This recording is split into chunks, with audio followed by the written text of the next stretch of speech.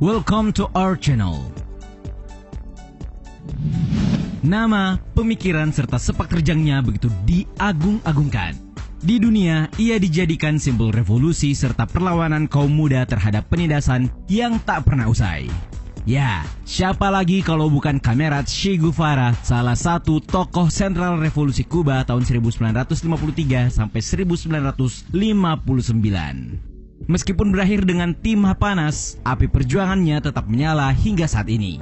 Nah, angkat tangan kirimu dan simak ulasan beberapa fakta terkait Che Guevara yang penting untuk kalian ketahui. Tapi sebelum lanjut, kami ingatkan kembali untuk subscribe channel ini dan aktifkan lonceng notifikasi kamu untuk mendapatkan video edukatif dari Data Fakta.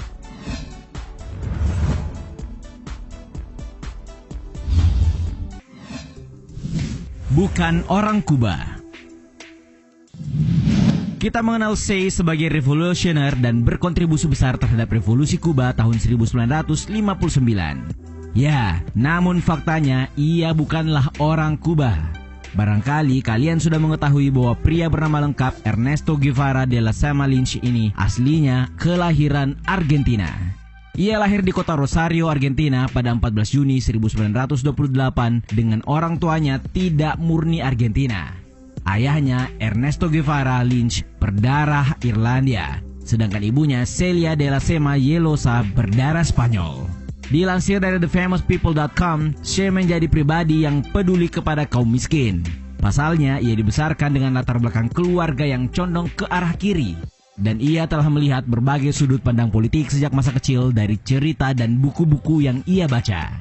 Nah, ayahnya merupakan pendukung faksi Republik dalam Perang Saudara Spanyol dan rumahnya sering menampung veteran-veteran konflik tersebut. Tak heran jika pemikiran revolusioner Che tumbuh sejak saat itu.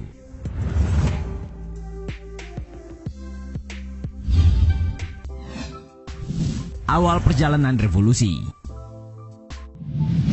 Tahukah kalian perjalanan revolusi Che dimulai pada tahun 1953? Ya, namun sebelum itu, tepatnya di tahun 1950, saat masih berstatus mahasiswa kedokteran di Universitas Buenos Aires, Argentina, hasrat untuk menjelajahi dunia membuatnya memutuskan untuk menyelingi pendidikannya. Dikutip dari buku karangan Alberto Granado, Traveling with Che Guevara, dengan perjalanan menggunakan motor butut Norton 500, berhasil menempuh jarak sejauh 4.500 km ke pedesaan utara Argentina. Perjalanan itu berimbas terhadap cara pandang Che melihat diri sendiri dan kondisi ekonomi Amerika Latin. Nah, pada tahun 1952, perjalanan selanjutnya ia lakukan bersama rekannya Alberto Granado dengan kendaraan yang sama sejauh 12.000 km. Ya, mereka berhasil melintasi banyak negara seperti Chili, Peru, Kolombia, dan Venezuela. Siapa sangka perjalanan inilah yang membuka mata Che terhadap realitas sosial di benua Amerika Latin dengan menyaksikan kemiskinan, wabah penyakit, dan penindasan. Nah, perjalanan revolusi benar-benar dimulai pada Juni 1953 pasca merampungkan studi kedokterannya dengan pergi ke Meksiko membantu Fidel dan Raul Castro yang berencana menggulingkan diktator Fulgencio Batista di Kuba.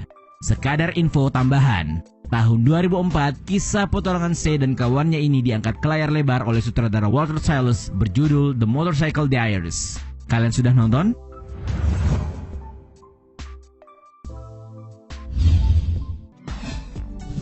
Selera bacaan. Apa kalian tahu Kamerat yang identik dengan cerutu ini sangat gandrung terhadap buku termasuk sastra? Ya, sejak kecil Che sudah jadi kutu buku. Bahkan di usia belia dia sudah membaca The Three Musketeers and The Count of Monte Cristo-nya Alexander Dumas, hingga karya penulis ternama macam Miguel de Cervantes, Jules Verne, Anatole France, dan Pablo Neruda. Nah, saat beranjak dewasa, Che mulai akrab dengan Franz Kafka, Albert Camus, Sigmund Freud, Horacio Quiroga, hingga Karl Marx. Dikutip dari whatculture.com, Che juga ternyata sangat menggemari puisi, terkhusus puisi-puisi karya Pablo Neruda, Robert Frost, John Keats, Antonio Machado, Cesar Vallejo, hingga Walt Whitman. Ya, mungkin tak terhindarkan bahwa Che akan menjadi penggemar sastra, mengingat rumah masa kecilnya menampung 3.000 buku dengan perpustakaan yang luas, sama luasnya dengan kehausan Che akan pengetahuan. Semasa revolusi, pecinta puisi ini memastikan para pemberontak yang dipimpinnya meluangkan waktu untuk mengajar baca tulis kepada para petani yang buta huruf. Che menyebut upaya ini perang melawan ketidakpedulian.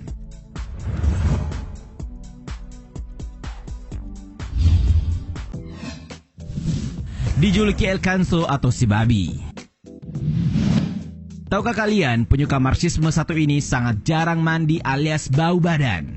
Ya, dengan aktivitas revolusionernya, Che merasa begitu sibuk sehingga tak punya terlalu banyak waktu untuk mematuhi standar kebersihan yang baik. Nah, sebagaimana yang dikatakan whatculture.com, sebagai seorang penderita asma, dia tidak terlalu suka mencuci dan mandi, karena katanya asma akan semakin parah ketika mandi di air dingin.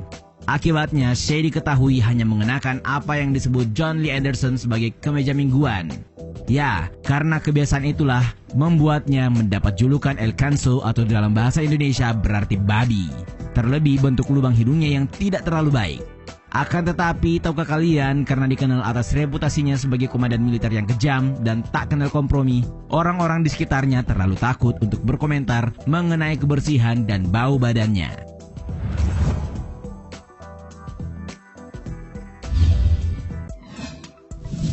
Semangat revolusi di berbagai negara. Che menjadi model revolusioner dengan semangat internasionalisme yang kuat.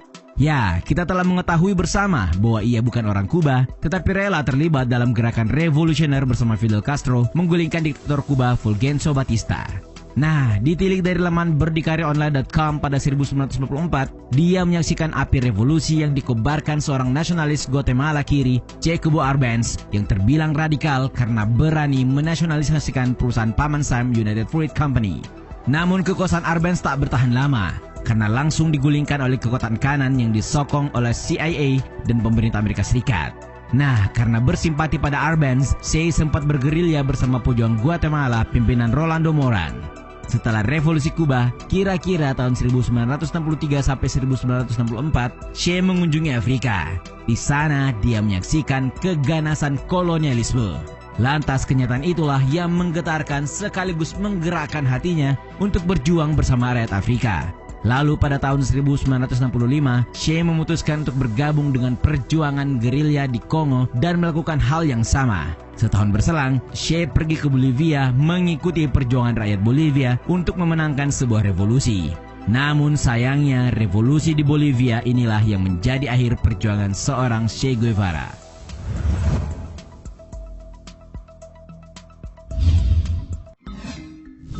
Akhir perjalanan revolusi. Seperti yang dibahas di poin sebelumnya, revolusi Bolivia adalah akhir dari rangkaian perjuangan sang dokter revolusioner. Bersumber dari laman tirta.id melaporkan Felix Rodriguez, seorang eksil Kuba dari rezim Batista, menjadi bagian dari divisi kegiatan khusus CIA andil dalam penangkapan Che. Pada tahun 1967, pasukan Bolivia menyerbu dengan kekuatan 1.800 tentara dan pertempuran tak terhindarkan. Che terluka dan ditahan, sedangkan Rodriguez menaruh dendam kepada Che, sebenarnya menginginkan ia mati. Namun, karena keinginan CIA untuk menangkapnya hidup-hidup. Akan tetapi, perintah eksekusi mati datang dari Presiden Bolivia, Rem Barrientos Urtuno. Gary Prado, Kapten Bolivia yang mendapat perintah penangkapan Che, mengatakan alasan Barrientos mengeksekusi Che adalah agar ia tak melarikan diri dari penjara, serta mencegah publik Bolivia menjadi simpatisan Che jika opsi yang dipilih adalah melalui sidang di pengadilan terbuka. Pada 9 Oktober 1967, Che dieksekusi di Laga Higuera, sebuah desa di Bolivia di usia 39 tahun. Seperti yang tertuang dalam buku Lee Anderson, Che Guevara and Revolutionary Life, Che berucap kepada eksekutor, Mario Terán, "Aku tahu kau datang untuk membunuhku. Tembak, kau hanya membunuh seorang laki-laki."